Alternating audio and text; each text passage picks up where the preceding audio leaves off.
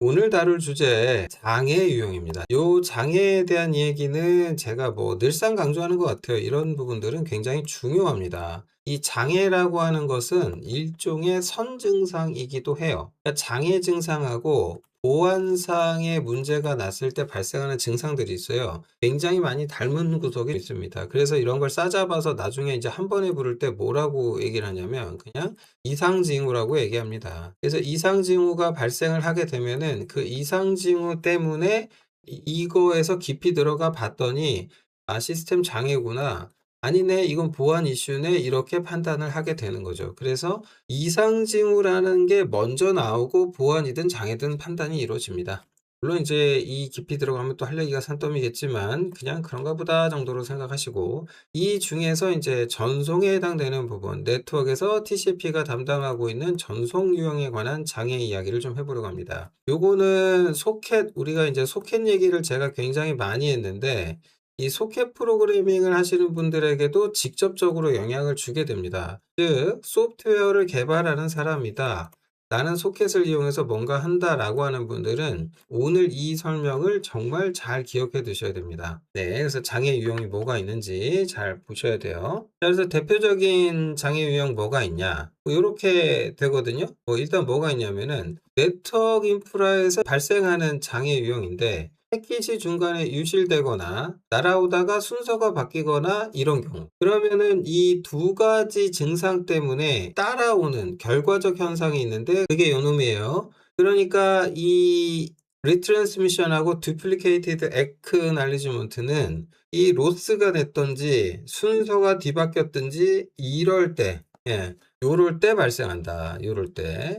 그래서 이제 이런 형태는 이제 그 일반적인 네트워크 혼잡 상황이라고 규정을 해요. 이렇게 되는 경우. 근데 이런 게 이제 그 전송 상황이라고 하는 부분에 대한 문제는 인프라 레벨의 문제예요. 그러니까 인프라가 좋은 곳에서는 잘 발생하지 않는다. 물론 이제 좋다라는 표현이 좀 모호하긴 합니다만, 좋다라고 하더라도 여기에 또 이제 보안 장비가 껴들어가고 몇몇 스위치가 살짝 오작동을 해주게 되면은 이 아웃 오브 오더 같은 이제 순서가 좀 잘못되는 뭐 요런 거는 자주 발생합니다.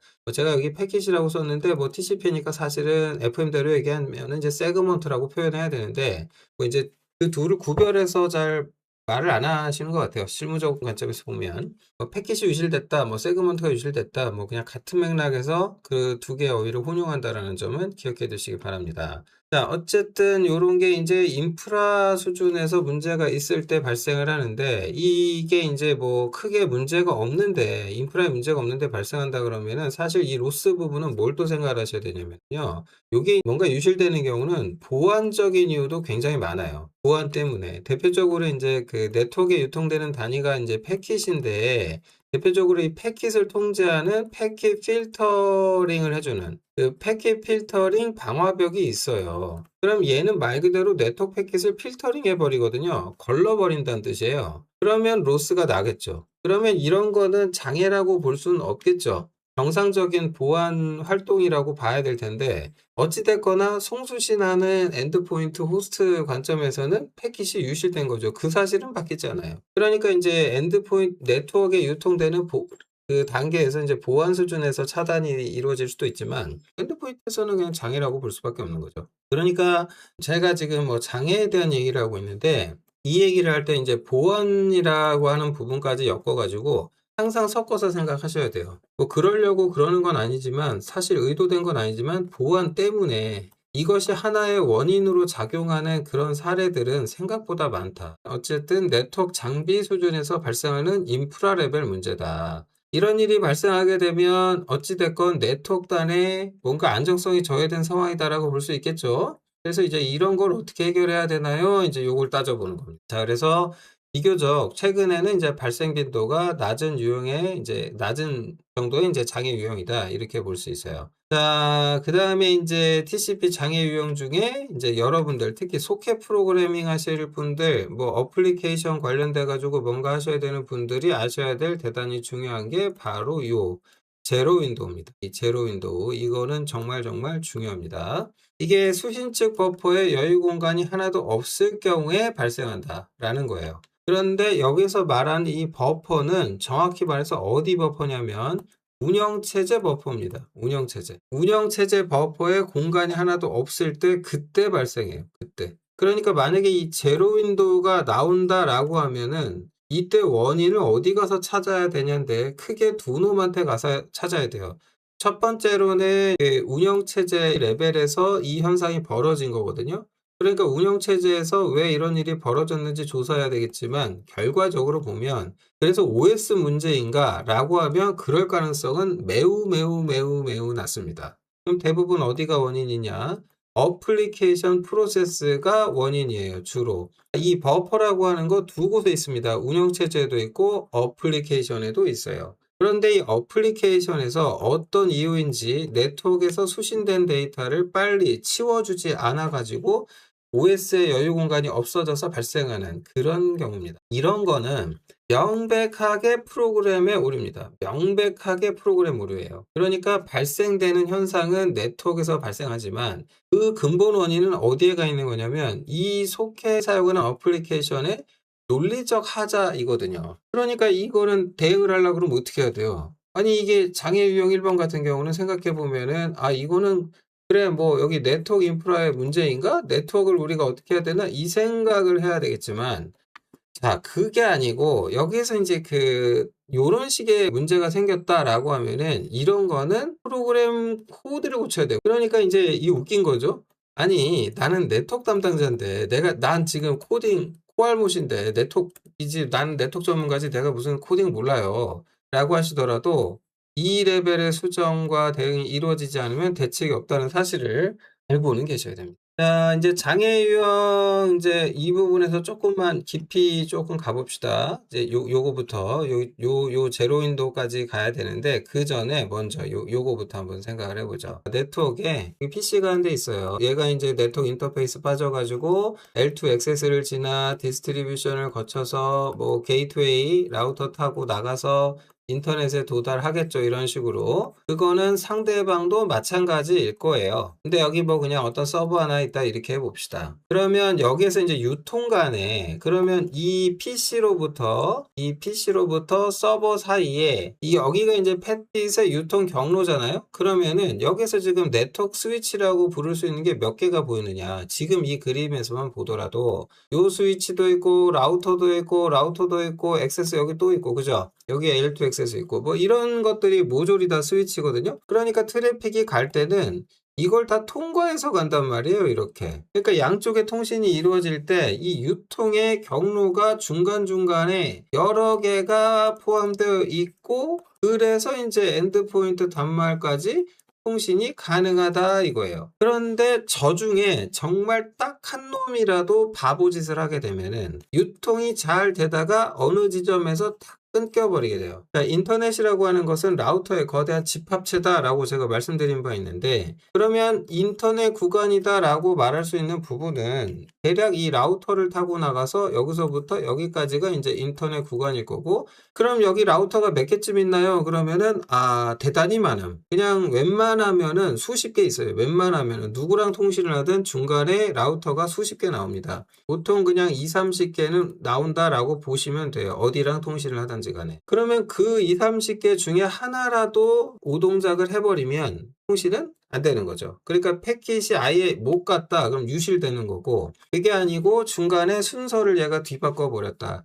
TCP 같은 경우는 세그먼트가 있을 때 이 세그먼트라고 하는 데이터에 대해서 시퀀스 번호를 붙이죠. 이 시퀀스 번호를 부여하는데 이 번호라고 하는 것이 뭐 일씩 증가하는 게 아니고 전송된 바이트 수만큼 증가하는 번호입니다만 제가 이제 다양한 예를 들 때 1번, 2번, 3번 이런단 말이에요. 그거는 뭐 그냥 약간의 왜곡인데 참고해 주시면 됩니다. 어쨌든 순서 번호라는 게 부여돼서 날아가요. 그러니까 수신하는 쪽에서는 저거를 잘 조립을 하면 될 일이에요. 저 번호 보고 그러면 될 일인데 이제 문제는 이런 경우죠. 자, 여기 PC에서 서버 쪽으로 어떤 파일 하나를 읽어가지고 이 파일 하나를 업로드 한다라고 생각해 봅시다. 업로드를 하는데 얘가 용량이 뭐 뭐 한 대략 한 2MB 가량 한다고 그럴까요? 2MB 가량? 뭐 2MB 뭐 보다는 조금 작게. 아무튼 이렇게 되면은 패킷이 세그먼트가 몇 개쯤 날아갈 거냐? 1000개가 넘게 날아갈 거예요.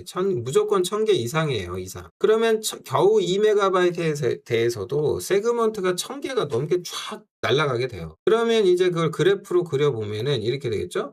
여기에서 여기 그래프에 이제 X축이 있고, 여기가 이제 시간, 타임 t가 있고, 여기가 이제 량, 그 BPS라고 합시다. 네트워크로 이제 송신되는 데이터량이라고 그럴게요. 그러면은 TCP는 저게 어떤 형태로 증가를 하냐면, 속도가 이렇게 증가해요. 이렇게 천천히 오르다가 요로로로로로로로로로 가다가 어느 지점에서 대략 이렇게 꺾이고, 그리고 나서 천천히 올라가다가 이 상태에서 이제 수렴해가지고 쫙 여기서 그냥 쭉 요렇게 갑니다. 요렇게 가요. 전송 속도가. 네, 요게 이제 이게 어떻게 되는 거냐면, 이게 이제 전송을 할 때 이 1000개씩 보낸다 했잖아요. 엄청 많이 보내죠. 그러면 이게 한 번 보내봐요. 하나 보내봐. 근데 수신하는 애가 잘 받아. 오케이. 그러면 이번에, 자, 2개 보내봐. 근데 잘 받아. 그래? 그럼 4개 보내봐. 잘 받아. 그러면, 문제가 없네. 이렇게 되는 거예요. 통신을 할 때 기본적으로 이 PC 쪽에서 서버 쪽으로 세그먼트를 이제 업로드하는 데이터 파일을 업로드하는 입장이니까 세그먼트가 날아갈 거 아니에요? 그럼 세그먼트라고 하는 게 여러분 생각해봐요. 자, 세그먼트 하나 용량 얼마? 네, 세그먼트 하나 용량? 이거 아마 특별한 이유가 없다면 맥시멈 세그먼트 사이즈일 거고, 특별한 이유가 없다면 1460일 거란 말이에요. 그러면은 이게 중요한 게 여러분들이 에크라고 하는 놈은 이거는 언제 올까? 이거부터 일단 짚고 가면은 데이터 세그먼트를 이렇게 보내요. 이렇게 보냈어. 그러면은 세그먼트를 몇 개, 만약에 한 개 했어. 근데 그 한 개에 대해서 만약에 에크가 올 때까지 기다려. 그럼 무슨 얘기냐? 이렇게 되는 거죠. 하나를 보냈어요. 자, 이제 타임라인을 새로 그려볼게. 여기 이제 PC가 이렇게 있는데, 이 PC가 이제 서버랑 통신을 하면서 여기에서 이제 이렇게 타임라인이 가는데, 내가 세그먼트를 하나 이렇게 보냈어요. 그랬더니 얘가 잘 받았어 라고 액크날리지먼트가 올 때까지 내가 세그먼트 하나 보냈는데, 자, 세그먼트 몇 개? 세그먼트 한 개 보냈어. 한 개. 한 개 보냈는데 얘가 에크를, 그러니까 나 잘 받았어 라는 신호거든요. 에크날리지먼트가.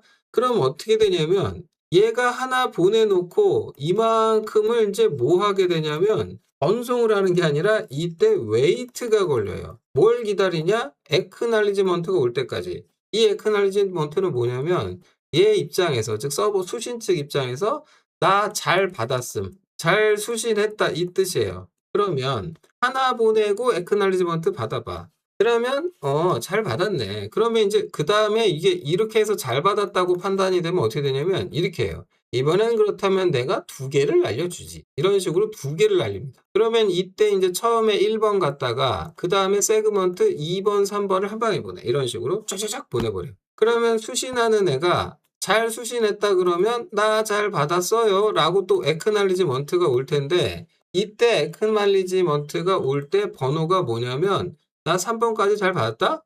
야, 4번 보내, 4번. 그러면 여기 또 웨이트가 걸리지만, 자, 이때 웨이트 타임이 1번, 이걸 A라고 그럴까? A라고 하고 여기를 B라고 합시다. A하고 B는 같다라고 할게요. 그런데 중요한 건 뭐냐면 일정 시간 동안 첫 번째 거는 세그먼트 하나 보냈는데 그 다음엔 2개 보냈죠. 그러면 전송률이 몇 배 좋아지는 거예요? 2배. 만약에 이거를 더 해가지고 한 방에 이렇게 쫙 4개를 보내버렸어. 그리고 나서 에크받아. 그러면 이제 당연히 전송효율이 요 또 웨이트 타임 요거는 C니까 이렇게 되면은 세그먼트가 하나 둘 셋 4개가 한 방에 갔네. 너무 좋죠. 그러니까 어때요? 전송효율이 계속해서 이렇게 기하급수적으로 이렇게 증가하게 되는 거예요. 이렇게. 그래서 이렇게 증가해요. 이렇게. 잘 받네? 그럼 나 잘 보낸다? 잘 받네? 그러면 야, 그러니까 이게 하나 보내놓고 에크 받고 이러면은 이런 식으로 하면 너무 느려요. 너무 느려요. 이게 네트워크에서 이 서버 사이에 이 통신 왔다리 갔다리 하는데 걸리는 시간, 그걸 라운드 트립 타임이라고 하죠. 그러니까 이제 이 라운드 트립을 감안해가지고 이런 웨이트는 항상 여기에 의존할 수밖에 없어요. 그러니까 갔다 오는데 예를 들어서 20ms 걸린다고 합시다. 그러면 세그먼트 하나 보내놓고 20ms는 일단 기다려야 돼. 받자마자 얘가 잘 받았다고 수신해도. 그러면 라운드 트립에다가 플러스 알파만큼의 시간이 더 웨이트가 걸리고 그만큼 전송 지연이 나면서 이도저도 아니게 시간만 쓰게 되는 문제가 발생한다. 이렇게. 자, 그러면은 이 상태에서 이제 어느 정도 가다가 지도 알잖아요? 뭘 알아? 나의 대역폭이 한계가 있죠, 한계. 그 한계 지점에 도달할 쯤이 되면은 알아서 그때부터는 거의 다 왔잖아? 그러니까 여기까지가 한계다라고 하면은 대략 한 80%에서 90% 정도 어느 지점 선에서 슬슬 이제 더 뭔가를 세그먼트 개수를 늘리는 이런 짓을 안 해요. 이렇게 갈 때 이제 천천히 올려보는 거지. 더 올릴 수 있나? 살살살살 올려봐. 아, 여기까지 문제 없네. 그러면 그냥 쭉 그대로 가는 거예요. 그러니까 네트워크 회선이 굉장히 좋다. 그럼 딱 이 그래프가 나와요. 자, 그런데 여기서 만약에 이렇게 되면 어떻게 될까? 자, 이렇게 5번 보내고 여기 에크놀리지먼트 이제 뭐 4번 보내라 했으니까 4번부터 4번, 5번, 6번, 7번이 갔어요. 그런데 날아가다가 만약에 6번이 유실됐어. 그러면 수신을 잘하다가 수신하는 애 입장에서는 4번 잘 왔고요. 5번 잘 왔고요. 6번 안 왔고요. 갑자기 7번이 온 이런 상황이 벌어져. 그 중간에 6번이 날라갔잖아. 그러니까 요렇게 수신을 했어요. 서버 쪽에서. 그러면 우리 서버의 운영체제는 이때 어떻게 할까요, 이제? 자, 이거 어떻게 하면 좋겠어요? 야, 6번이 안 왔어요. 6번이 안 왔어. 그럼 어떻게 하면 돼요? 자, 이 또 기다려야 돼. 자, 6번이 안 왔어. 그러면 어떻게 하면 될까? 빨리 대답 한번 해보세요. 자, 이런 것도 대답을 기다리고 가야 돼. 뭐 이렇게 몰라서 공부하러 왔으니까 예측을 한번 해보세요. 여러분 상식적인 선에서 생각 한번 해보세요. 이거 어떻게 해야 될까요? 네. 리트랜스미션 요청을 해야 되는데 참고로 이런 거에서 리트랜스미션을 해달라는 요청이라는 건 따로 없어요. 그러면 이제 어떻게 되는지 해봅시다. 어떻게 되냐? 예를 들어서 이제 지금 요 라인을 더 그려서 한계라는 표현은 잠깐 너는 좀 저리 가고 요 라인을 더 그려서 이 그림이 이제 중요해질 것 같아요. 6번을 못 받았잖아요. 6번을 못 받으니까 얘가 이제 에크날리지먼트를 보낼 때 이게 중요하거든요. 여기서 뭐라고 보내냐면 야 있잖아 나 4, 5번까지 잘 받았어 라는 뜻에서 여기서 에크날리지먼트를 몇을 보내버리냐면 이렇게 해놓고 6이라고 보내버려요. 6. 그러면 6번 못 받았다고 신호가 갔죠. 갔죠? 그러면 이 PC 입장에서는 아 그래? 그럼 이제 어떤 일이 벌어져요?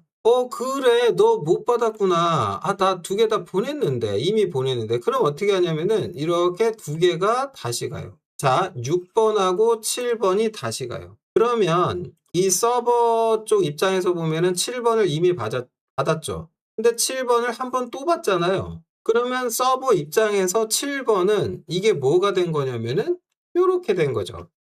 리트랜스미션이 된 거죠. 이렇게 된 거예요. 자, 그러니까 리트랜스미션은 주로 어떤 이유 때문에 오냐면 그냥 자연스럽게 패킷이 유실되면 그때 그런 일이 벌어져요. 패킷이 로스가 났다. 말 그대로 잃어버렸으니까 수신한 애가 나 못 받았다고 하니까 보내는 애는 그래? 알았어. 다시 보낼게. 이렇게 될 수밖에 없다. 자, 그러면 이 그림을 조금 더 다른 시나리오로 가봅시다. 지금 저런 시나리오 말고 다른 시나리오로 좀 가보자. 뭔 소리냐? 만약에 여기서 잠깐 좀 끊고 땅땅땅땅 끊고 땅땅땅땅 끊고 이제 이런 시나리오 말고 처음에 이제 4번, 5번, 6번 갈 때 이렇게 4번, 5번, 6번, 7번이 갔는데 그러니까 다시 위로 돌아가서 4번, 5번, 6번, 7번이 갔는데 문제는 이번에는 어떤 경우냐면은 순서가 바뀌어버린 경우. 즉 어떤 경우냐면 이게 6번하고 7번이 어떻게 간 거냐면 보내는 6번을 당연히 먼저 보냈겠죠.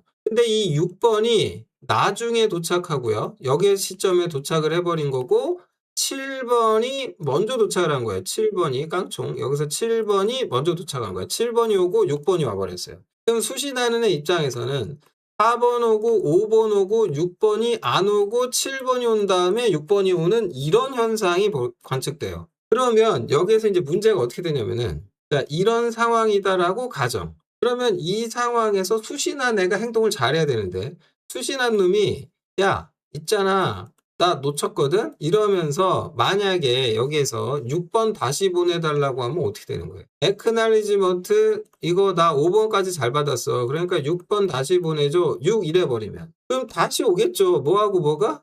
6번하고 7번이 다시 오겠지. 그러면은 이때 다시 6번하고 7번을 수신하게 되잖아요. 그럼 자연스럽게 요거 하나 때문에 얘네들은 어때요? 재전송이 될 수밖에 없어요. 이렇게 되면 리트랜스미션이 발생하는 거죠. 그럼 여기서 문제가 이게 수신한 놈이 생각을 좀, 자, 어쨌든 데이터가 왔잖아요. 맞죠? 순서가 깨졌지만 데이터가 왔는데 문제는 뭐냐면은 4번, 5번 잘 받다가 여기서 못 받았다라고 하는 이 판단 있죠. 이 판단. 그러니까 내가 이제 수신하는 애는 계속 이제 리시브를 해야 되니까 여기서 수신되기 웨이트가 걸릴 텐데 이걸 기다리는 동안 데이터를 7번을 받았어요. 6번을 놓쳤구나. 내가 놓쳤든지 저놈이 안 보냈든지 뭐 중간에 유실이 됐든지 그런 문제가 그러면 여기서 즉시 야, 나 6번 못 받았어 라고 응답을 해버릴까? 7번이 오자마자? 아니면 살짝 웨이트를 해볼까? 그 뒤에 얘가 순서가 바뀌어서 올 가능성도 있잖아. 그러면 조금만 순서가 나갔으니까 웨이트를 좀 해볼까? 재수가 좋으면 조금 기다렸더니 6번이 왔어. 그럼 재전송이라는 행위를 할 필요가 없잖아요. 그럼 안 하면 되겠죠. 네. 안 하면 돼요. 안 하면 돼요. 그러면 문제는 이걸 또 얼마나 오랫동안 기다려야 되지? 이 문제가 생겨요. 그래서 TCP가 어려워요. 중간에 안 왔다? 그렇다고 즉시 야 다시 보내 그러면 리트랜스미션이 너무 많아져가지고 네트워크 효율이 떨어져요. 그런데 그러지 말고 조금만 받는 쪽에서 살짝만 기다려주면 이러한 순서가 역전되는 현상 이런 게 뭐다? 요게 이제 아웃 오브 오더야. 아웃 오브 오더가 관찰이 되더라 하더라도 스스로 보정할 기회가 있으니까 재전송을 할 이유가 없어지고 그렇게 되면은 전송 효율은 좋아지겠죠. 이렇게. 그리고 그렇다 하더라도의 문제는 또 있어요. 또 뭐가 문제냐면 이게 6번을 건너뛰고 7번은 잘 받았잖아. 그러면 사실 이거를 6번부터 전부 다 다시 보내도록 이렇게 할 거냐? 아니 그러지 말고 정확하게 콕 집어가지고 6번만 다시 보내면 되잖아요. 6번만. 그죠? 그러면 정확하게 콕 집어가지고 얘가 요청을 그렇게 하는 거죠. 야,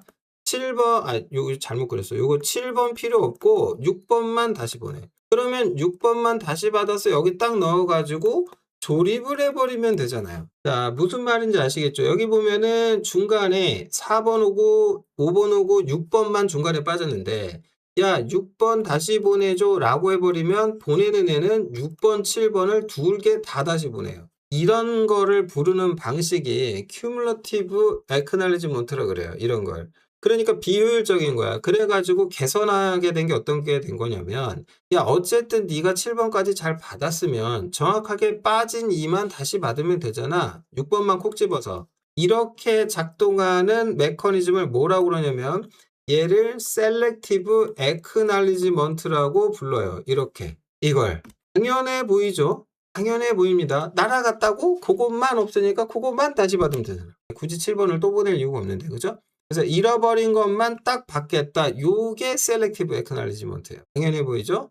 자, 그런데 요 Selective Acknowledgement가 작동을 하려면 어떠한 요 세그먼트들의 일정 구간만큼 잘 통제하면서 내가 한 번에 쳐다보는 어떤 컨텍스트가 있어야 될 거 아니에요. 데이터에 대한 컨텍스트. 그죠? 여러분 요즘 AI 시대를 맞아 컨텍스트라고 그러면 잘 이해하던데 그걸 뭐라고 그러냐면 TCP에서는 컨텍스트라고 안 하고 그걸 부르는 용어가 윈도우예요. 윈도우. 근데 이 윈도우가 이렇게 되죠. 자, 데이터 세그먼트가 처음에 1번 왔다가 그 다음 2번 왔다가 처음에 뭐 이때는 이제 요 놈만 관찰하다가 그 다음에 한 번에 이제 2번, 3번 같이 왔잖아. 그 이만큼을 관찰하다가 그 다음에 이제 4번, 5번, 6번, 7번 이만큼을 관찰하다가 그 다음에 이제 또 오면은 이제 뭐 예를 들면 이제 8, 9, 10, 11, 12 뭐 이렇게 쭉 갈 거 아니야. 그럼 윈도우를 또 이만큼 늘려버리겠죠.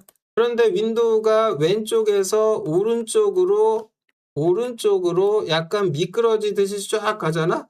그래서 이걸 슬라이딩이라 그래. 윈도우 크기는 계속해서 이런 식으로 늘어나고 오른쪽으로 미끄러지 나가니까 이 윈도우의 이름은 그래서 슬라이딩 윈도우야. 그래서 특정 윈도우 사이즈에서 한 텀에 날아오는 데이터 세그먼트 중에 이빨이 빠진 놈이 있다? 그러면 그 놈만 콕 집어가지고 채워넣는 개념이 그게 셀렉티브 애크날리지먼트. 여기까지 이해되셨나요? 여기까지. 여기까지 이해한 거면 훌륭한 거거든요. 훌륭한 거야. TCP 이제 다 했어. 이거 한 거야. 그죠? 자, 멜리님 질문하셨는데, 네, 수신하는 측에서 패킷을 재정렬할 수 있는 기능도 있고, 특정 패킷만 요청할 수 있는 기능도 있을 수 있다는 말씀이시죠? 하셨는데, yes. 정답. yes. 그래서 셀렉티브 애크날리지먼트가 제일 괜찮은 방식이에요. 네. 자, 이게 제일 괜찮은 방식이에요. 결정된 거예요. 자, 좋은 질문 나왔어요. 힘찬킴님께서. 윈도우 크기가 클라이언트 서버 간에 어떻게 공유되나요? 하셨는데, 자, 슬라이딩 윈도우라고 하는 이 정보 있죠? 이거는 클라이언트 서버 간에 서로 공유하냐 그러냐? 아닙니다. 이거는 공유하지 않아요. 공유하지 않아요. 그럴 이유도 없고. 네.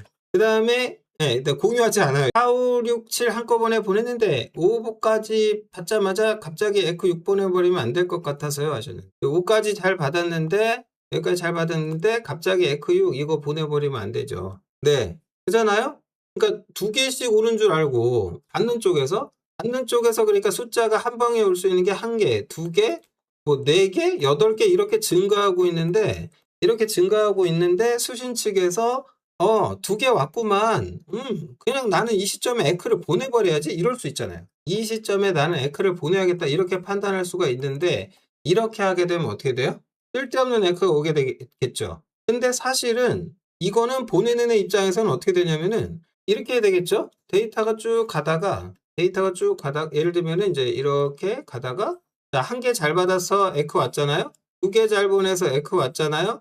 그러면 이거를 송신하는 입장에서만 생각을 하시면은 얘가 1개 보냈다가 2개 보낸 거잖아요. 그 다음에 이제 얘는 4개 보낼 거잖아요. 그럼 예를 들어서 하나, 둘, 셋, 4개가 왔어요. 그러면 받은 애가 여전히 2개쯤에서 에크를 보내버린 거예요. 이렇게. 나 있잖아. 6 잘 받았어. 이제 5까지 6번 보내라고 하면 이 송신하는 애가 이걸 받자마자 이제 뭐라고 판단해요? 여기까지밖에 못 받았나? 라고 판단할 수도 있죠. 하지만 조금 있다가 또 뭐가 올 거예요?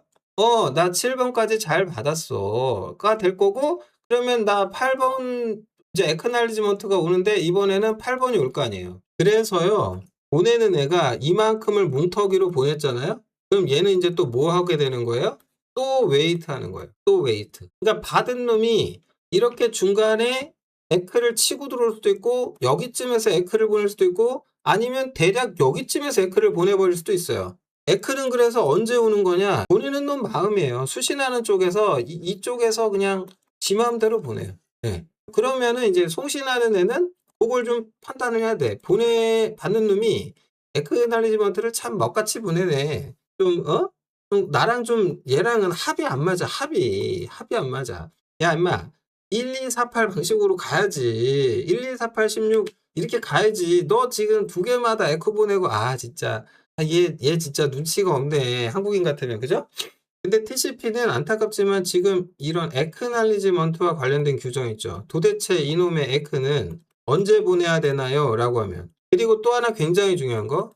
결국 어찌됐건 저찌됐건 웨이트가 걸리는데 웨이트 할 때 시간이 소요되잖아요. 웨이팅 하게 되는 시간. 이 시간은 도대체 얼마나 오래 기다려야 되나요? 얼마나 오래? 자, 에크날리지먼트를 보내는 어떤 주기가 있겠죠.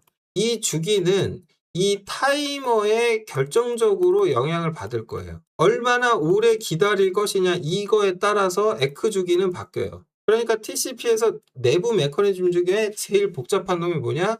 이 웨이트 타임을 얼마나 기다려야 되지?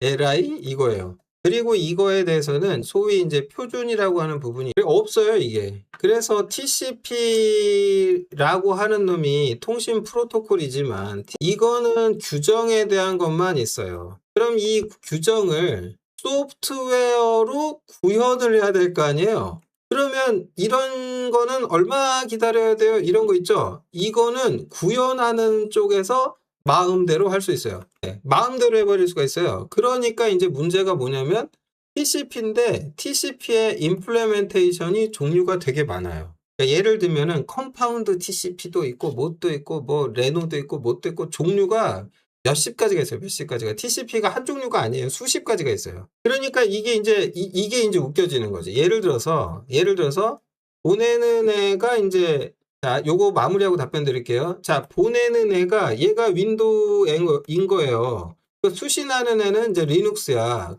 그러면 이제 문제가 뭐냐면 TCP의 윈도우즈 OS의 TCP와 리눅스 OS의 TCP는 구현 규격이 달라요. 그러니까 OS가 다르다 보니까 이런 TCP는 OS 레벨에 구현되어 있고 이런 합이 안 맞을 가능성이 있는 거죠. 그래서 실제로 과거에는 그런 문제가 많았어요. 그래서 윈도우 PC는 윈도우랑 통신할 때 잘 되는 거고 리눅스는 리눅스끼리 통신할 때 잘 되고 이제 이랬던 거죠. 아주 먼 옛날에. 그러다가 지금은 이제 어느 정도 이제 그런 부분들이 보완이 돼서요.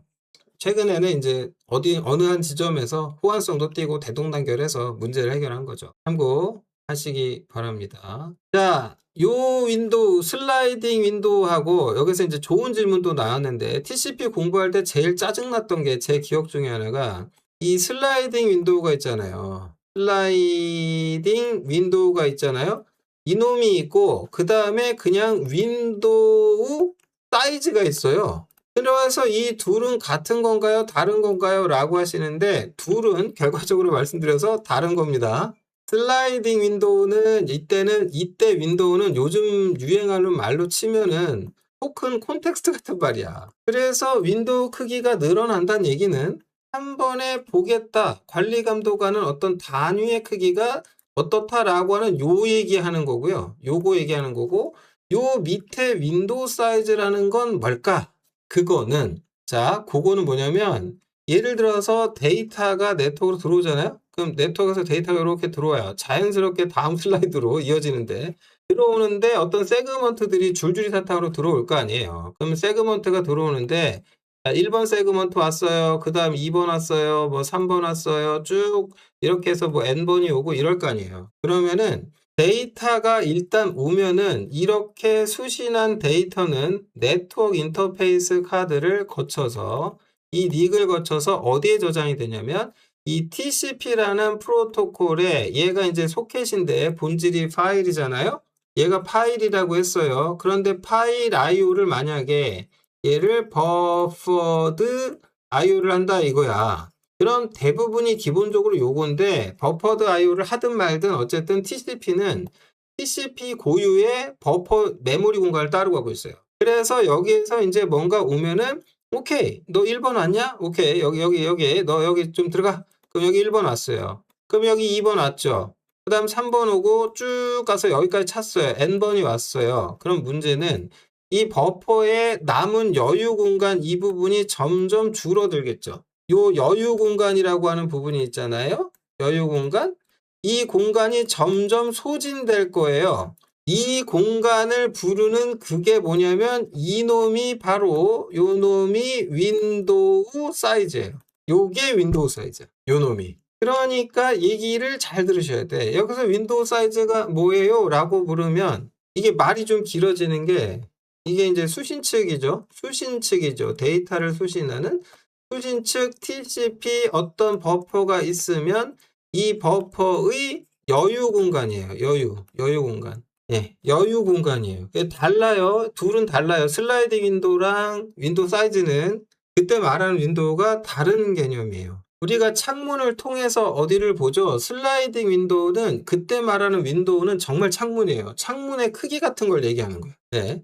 근데 그 창문의 크기가 이게 크다라는 얘기는 그만큼 이 버퍼 공간도 커져야 돼요. 그래서 슬라이딩 윈도우랑 같은 윈도우긴 한데 윈도우 사이즈 이래버리면 그거는 이제 버퍼 이거를 구별해서 이해하셔야 돼요. 멜리님 그러면 혹시 윈도우 크기가 공유가 안 되기 때문에 수신 측의 윈도우 크기를 고려하지 않고 그보다 크게 보낸다던가 하는 장애가 생길 수 있는 건가요? 라고 하셨는데 그 장애가 바로 제로 윈도우입니다. 질문 아주 귀신같이들 하시네. 미리 예습들을 하셨나? 오늘 아주 뭔가 합이 딱딱 맞는데? 저도 귀신같지 않습니까? 그럴 줄 알고 슬라이드를 이렇게 미리 배치를 다 해놨어. 이런 질문이 이렇게 나올 줄 알고. 크게 제로 윈도우예요. 이 여유 공간이 쭉 가다가 자 생각해봐요. 어느 순간 소진돼서 여기까지 짜부러들어 버리면 진짜 이 윈도우 사이즈가 만약에 0이 돼 버렸어. 이 사이즈가 만약에 0까지 갔다 그러면 그럼 어떤 일이 벌어져요? 자, 세그먼트가 오는데 추가로 더 온 거야. 윈도우가 완전히 소진됐는데 이때 세그먼트 예를 들어서 100번이 왔어요. 100번. 그러면 이제부터 이 세그먼트는 어떻게 되는 거예요? 여기까지 네트워크로 잘 왔는데 문제는 TCP 쪽에서 즉 OS 수준에서 이걸 어디에다가 담아서 올려야 되는데 이것 자체가 불가능해진 거예요. 불가능한 상황이 돼버린 거예요. 이렇게. 야, 이거 이러면 어떻게 해야 돼요? 아, 머리 아프죠? 머리 아픕니다. 그러니까 수신하는 애가 이게 이제 OS 레벨에서 봤는데 이게 더 이상은 어떻게 할 수가 없는 거예요. 그러면은 얘가 이제 애크날리지먼트를 보낼 때 100번을 지금 받았지만 사실상 의미가 없잖아요. 그럼 애크날리지먼트를 보낼 때 여기서 미안한데 너 다음에 보낼 때 100번 다시 보내야 돼. 그럼 보낸 애는 아, 나 보냈는데 너 놓쳤어? 이렇게 인지하겠죠. 근데 이때 뭐가 같이 플래그가 같이 가버리냐면 윈도우 사이즈 부분이 있잖아요. TCP에. 거기에서 이제 그 사이즈가 제로가 돼버린 거예요. 제로 윈도우. 이 윈도우가 제로가 돼버렸다는 얘기는 나는 이제 더 이상 네가 데이터를 준다 해도 내가 수신할 수 있는 저장 공간이 아예 없어. 디스크가 풀났어. 이런 식이야. 그러니까 이제 보내는 애가 어떻게 돼요? 이래버리면 이런 거를 여기에서 예를 들면은 PC에서 이렇게 서버 쪽으로 지금 파일이 업로드 되고 있는데 느닷없이 어느 시점에서 이렇게 제로 윈도우라고 이걸 받아버린 거야. 그러면 보내는 애 입장에서는 어떻게 해야 돼요? 아, 이제 더 이상 데이터를 송신하는 것 자체가 불가하죠. 그래서 보내는 애가 안 보내요. 그리고 사실은 애크날리지먼트들이 올 때 있잖아요. 계속해서 우리가 애크날리지먼트를 제가 말씀드렸는데 이런 애크날리지먼트들이 올 때 이때 항상 윈도우 사이즈가 포함되어 있어요. 그래서 수신 측 애들은 그 보내는 애는 이때 평상시에 윈도우 사이즈를 보고 대충 알 수 있어요. 받는 애가 지금 여유 공간이 점점 줄고 있네. 그러니까 윈도우 사이즈 그래프를 스스로 그릴 수 있는 거죠. 이렇게 있는데 여유 공간이 항상 일정하게 잘 가다가 점점 줄어드는 거야. 이상하다. 이건 내가 보내도 못 받을 텐데. 그러다 갑자기 탁 올라가 또. 괜찮네. 뭐 이럴 수 있잖아요. 아니면 그냥 예쁘게 그냥 이렇게 그냥 탁 어느 지점에서 그냥 이게 쫙 유지가 돼주면 참 좋은데 이상적일 텐데 자꾸 줄어들다 올라갔다 줄어들었다 올라갔다 이거 반복하겠죠. 여유 공간이 그렇게 될 것이다. 그래서 TCP에 대해서 제가 무슨 표현을 했냐면 얘는 배려남입니다 라고 얘기를 했던 이유가 이런 이유 때문이에요. 계산을 엄청 많이 합니다. 보내는 애 쪽에서 이걸 계산을 다 두들겨 가지고 되냐 안 되냐를 따져요. 그래서 못 받는다 그러면 어때요? 못 받는다? 그럼 송신을 안 한다. 보내는 애가 안 보낸다. 그걸 뭘로 한다? 이 여유 공간이 어떤지 계속 알고 있기 때문에 저 공간이 소진되면은 못 받음으로 안 보낼 수밖에 없는 거죠. 이렇게. 이렇게 할 수밖에 없다. 이러다 보니까 어때요? 이게 이제 근본적으로 그러면 수신장애 그럼 왜 난 거냐? 이제 이거를 또 따져봐야죠. 그래서 여기를 잘 따져보니까 이게 아니 그러면 생각해봐야 되는 게 이거 아니에요? 그럼 도대체 이 여유 공간은 언제 확보될까? 이게 중요해지는 거죠. 이게 언제 확보가 될까? 자, 여러분 그 소켓 프로그래밍 하시는 분들은 이걸 배울 거예요. receive라는 함수를 배우게 돼 있어요. 이 함수를. 그럼 receive라는 이 함수의 본질은 뭐냐면은 내부적으로 보면 이건 read거든요. read인데 어디서 read할까? 정확히 따지면 얘는 내부적으로 보면 read가 아니에요. 뭐냐면은 내부적으로 얘가 하는 일은 move를 시켜요. move. 무슨 얘기냐면 얘가 이제 데이터를 읽자라고 하잖아요. 그럼 어떻게 되냐면 이 TCP 쪽에서 조립된 영역 있죠. 그럼 여기에서 예를 들어서 두 개만큼 가져와요. 그러면 이렇게 올라가겠죠? 그러면 여기 1번, 2번이 이렇게 올라가면서 이게 방금도 말씀드린 것처럼 어떻게 된다? move 된다. 그럼 어떻게 돼요? 여유 공간이 늘어나겠죠. 이 세그먼트 두 개를 가져갔으니까. 세그먼트가 이제 비워졌으니까 여기가 여유 공간이 이만큼 늘어나잖아요. 두 놈이 옮겨갔으니까. 자, 여기서 이제 여러분 느낌이 딱 오셔야 돼. 느낌이 진짜 빡 와야 돼. 왜냐? 데이터를 receive라고 하는 함수의 본질은 얘가 하는 일은 뭐냐면은 여기를 감시해요. 여기 버퍼 있잖아요. 여기. 내부에서 얘는 여기에 대해서 대기를 하고 있어요. 그래서 여기서 이제 어떤 웨이트를 하고 있냐? 데이터라는 게 올 때까지 웨이트를 하고 있어요. 여기서 수신대기를 하고 있다가 데이터가 OS한테 쌓이죠. 그러면은 얘가 이제 이거를 데이터가 왔으면은 오케이 나 그거 읽어드릴래 라고 하는 함수예요. 그리고 그 과정에서 이 웨이트 자체를 계속해 버려요. 그래서 이제 한마디로 블락드가 되는 거죠. 그래서 대표적으로 입출력 방식 중에서 블로킹 IO를 하는 대표적인 함수예요. 그러니까 파일이 읽을 게 있습니까? 이 함수를 프로그램 내부에서 콜을 했다. 그럼 어떻게 되냐면은 이 함수는 리턴을 안 해요. 거기서 웨이트가 딱 걸려요. 언제까지? 네트워크에서 데이터가 수신돼서 내가 읽어올 거리가 있을 때까지 웨이트가 걸려요. 그래서 데이터가 수신되면은 그때 딱 끄집어 올리게 되는 거고 그 끄집어 올려서 이제 나머지 무슨 처리를 하겠죠. 이제 이해가 되셨나요? 자, 소켓 프로그래밍 하시는 분들. 자, 이 상태에서 이제 왜 어플리케이션이, 그러니까 이 여유 공간이 소진되는 원인은 어플리케이션 때문이에요 라고 얘기를 하냐면, 자, 생각해 봐요. 보통 프로그램을 짠다라고 했을 때 데이터를 수신했다 라고 하면은 데이터를 뭐 여기서 그 데이터를 여기에 대한 수신을 했어요. 그럼 여기 이제 데이터들이 이만큼 뭐가 왔어 이렇게. 그러면 데이터를 이제, 그러니까 1번 데이터를 네트워크에서 수신해.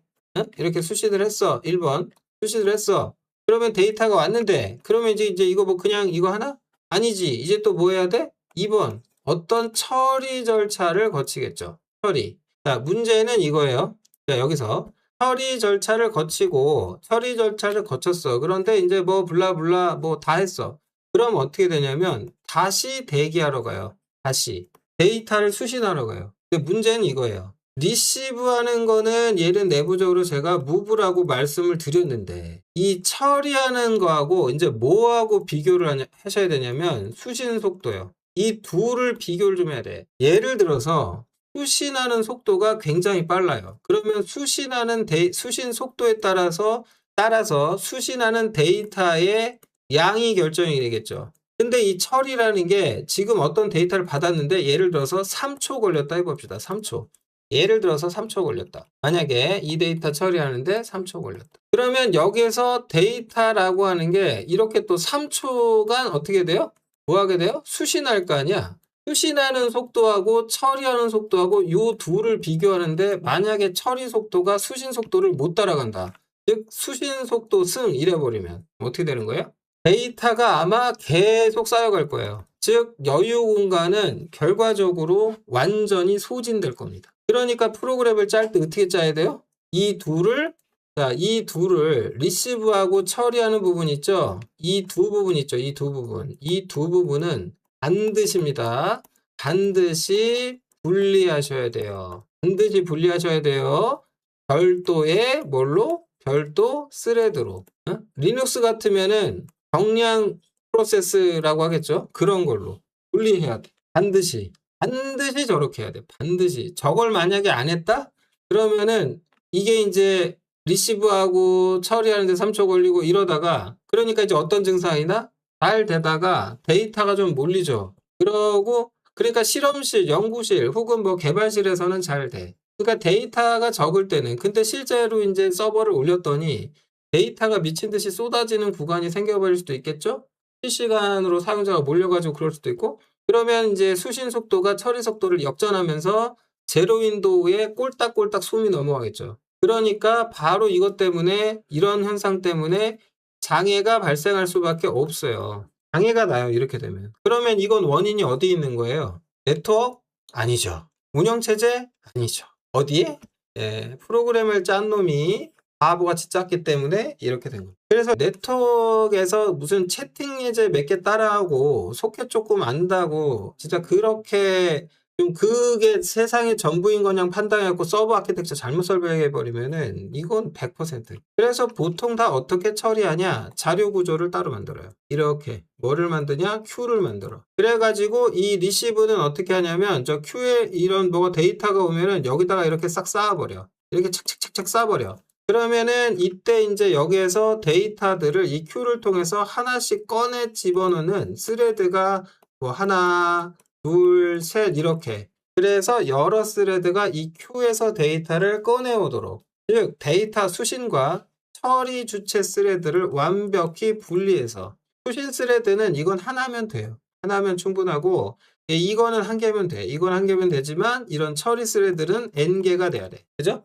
여러분 저기 식당 같은 데 가보세요. 식당에서 식당에 이렇게 공간이 있잖아요. 그러면 출입구 입구 있잖아. 이건 몇 개면 돼?